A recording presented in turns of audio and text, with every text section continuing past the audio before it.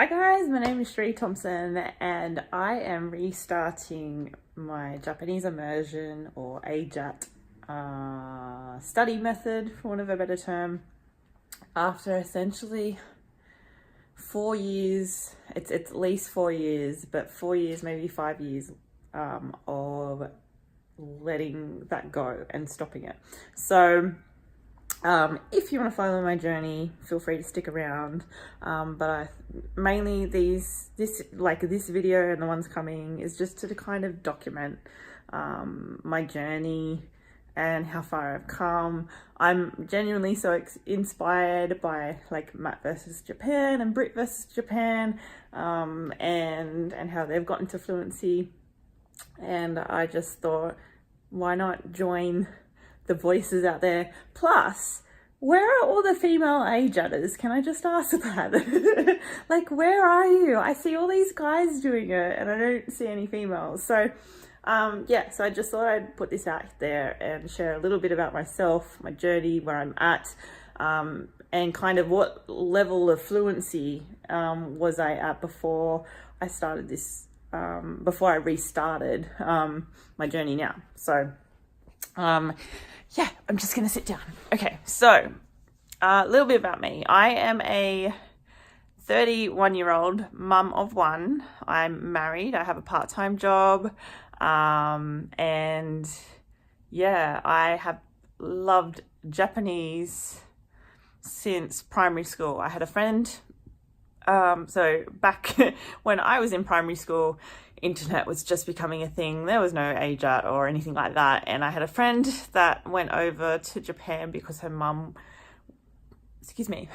was going there to do English teaching.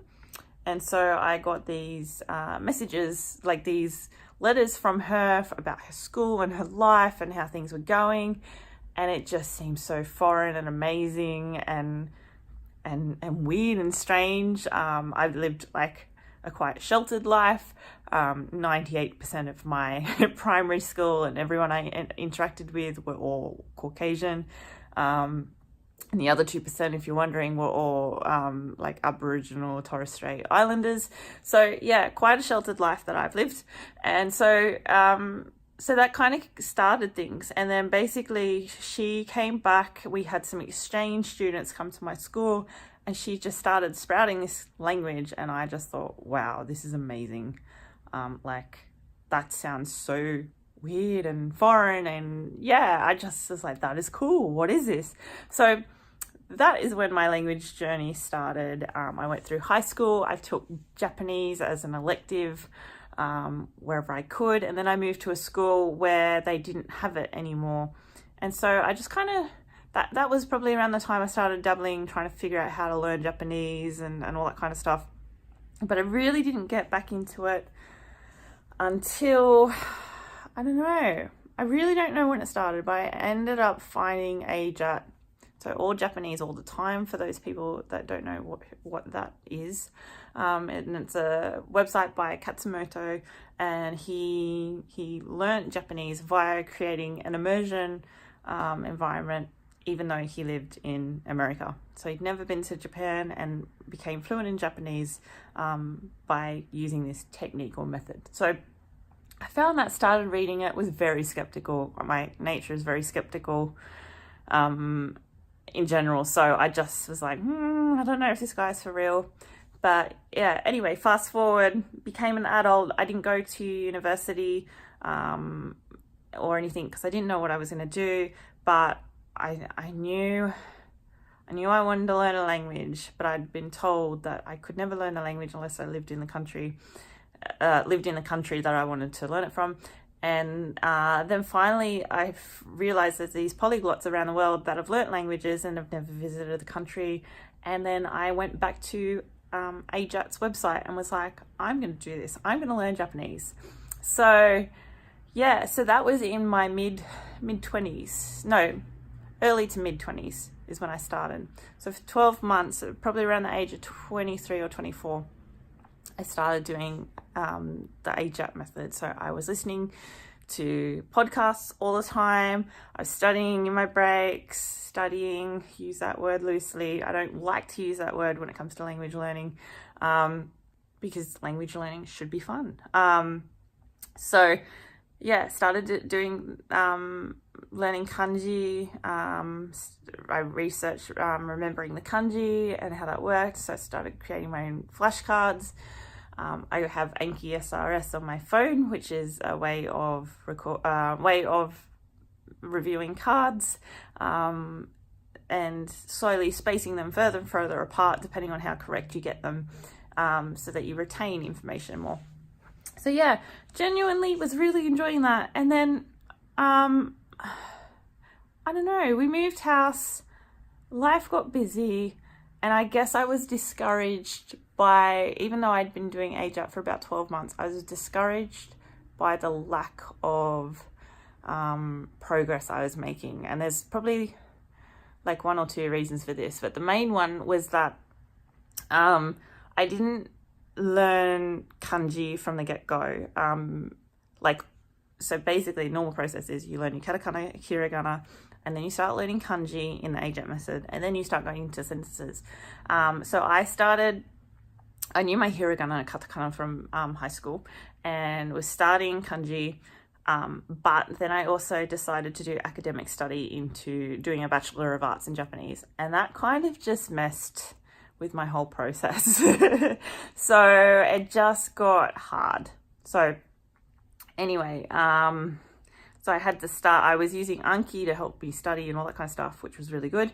But basically I ended up, and to tie that all in as well, one of my minors in my Bachelor of Arts was Chinese. So I was essentially trying to balance two languages in an academic sense.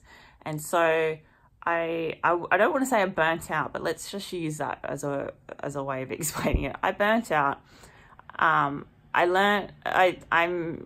started to not really enjoy Japanese anymore, or the method that I'd started, which wasn't AJJATT anymore. It became like just studying, and I lost all the motivation to do that.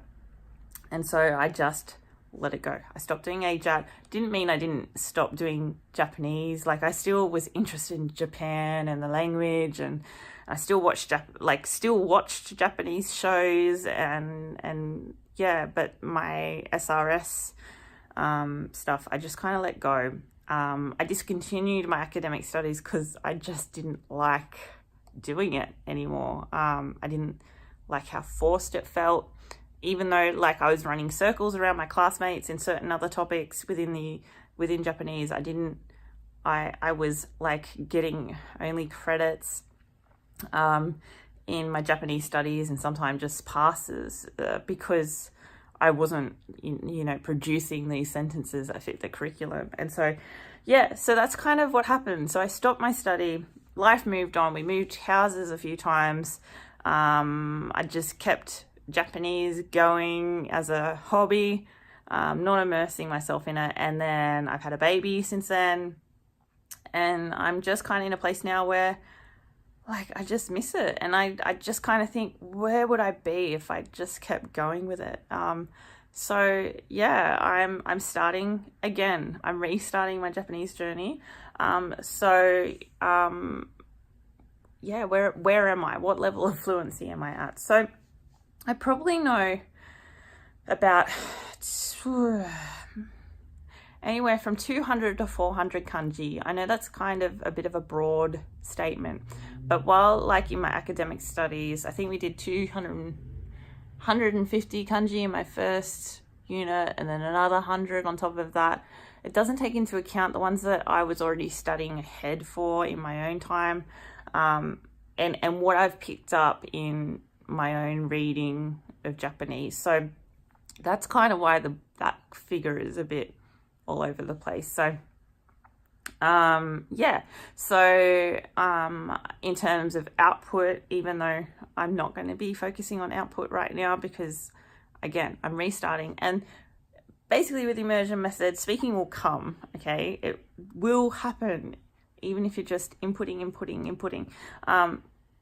But right now I don't have, like, kind of feel like I'm on the tip of the iceberg. I can understand so much that comes at me, but in terms of producing the responses, I really struggle. So I know that I'm like so close because I'm understanding so much, but yet I just can't get myself to produce what I need to say to express myself. So yeah, so I've got that. And if anyone's wondering, I've done first year Japanese academic study, and that was it. And I've done first and second year of China Mandarin studies, which people might be like, what? Why? If you love Japanese, why were you still like kept going with Chinese?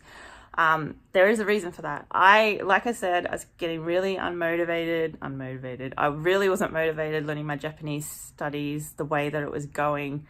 And I didn't want to hate Japanese. I remember telling that to a friend. I'm like, I'm starting to hate this language because of my academic studies at university. And so I was getting discouraged by also my pass marks in that course, because like I said, I could run circles around my friends in the same unit in other areas, but yet in terms of fitting the curriculum, I wasn't passing. And so I let that unit go. I did uni part-time because I was working part-time as well, and life was getting crazy.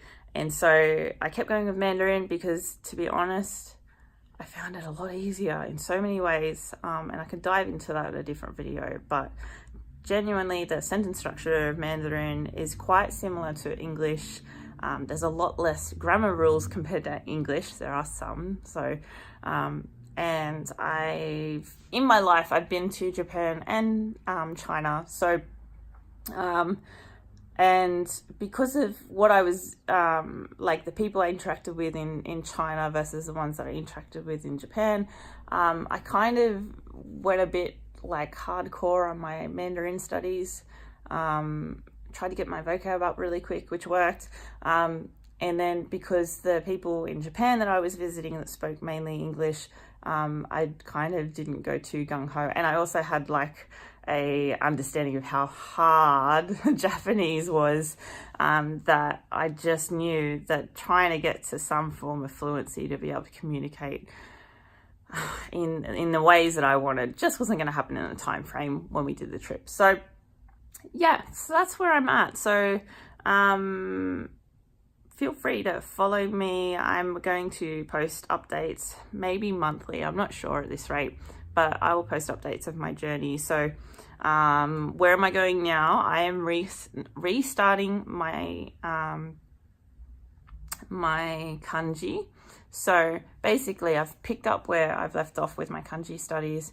I am using the low-key Anki method for doing my flashcards. I'll link that below for anyone that's interested. But basically, it's optimizing reviews in a way that it doesn't discount the fact that you might just have a bad day remembering a certain card, and so you don't necessarily need to restart reviewing that card again, but you just might need it, you know, a little bit more often, so I don't know if that makes sense, but basically I'll leave a link for that below. You can read about Anki and just kind of how it works, and why the low-key Anki method optimizes the settings in that. So yeah, if you like listening to me here, please subscribe, follow, and yeah, thanks for listening. Okay, thanks guys, bye.